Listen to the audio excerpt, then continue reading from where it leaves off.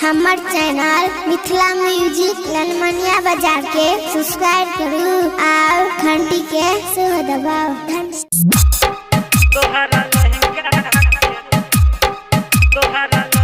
Presented by Master the Music.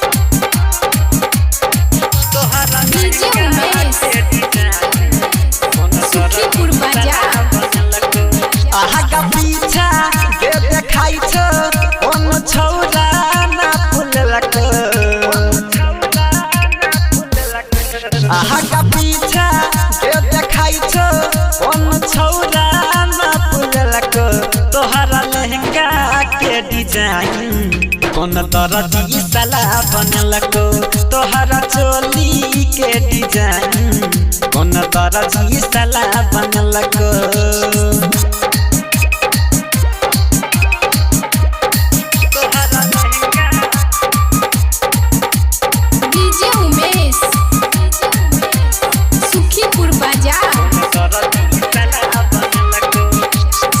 बत्तीस के तोहर कमर लगोई छ 36 के छौ चोली के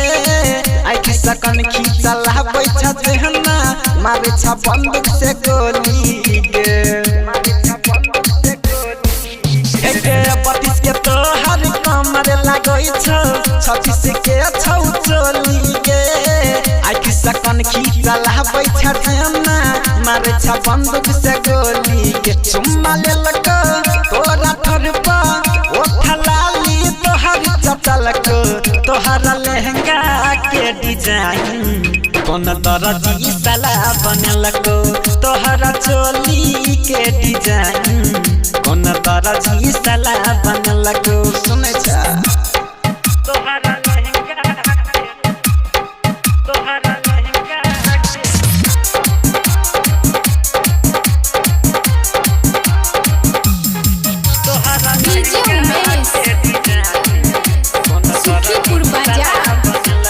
चढ़ल जवानी में चले में छौरी एना तू गमत का मैं तमाजा लल तो किया भुइया में तोरा पटक का के चढ़ल जवानी में चले में छौरी एना तू गमत का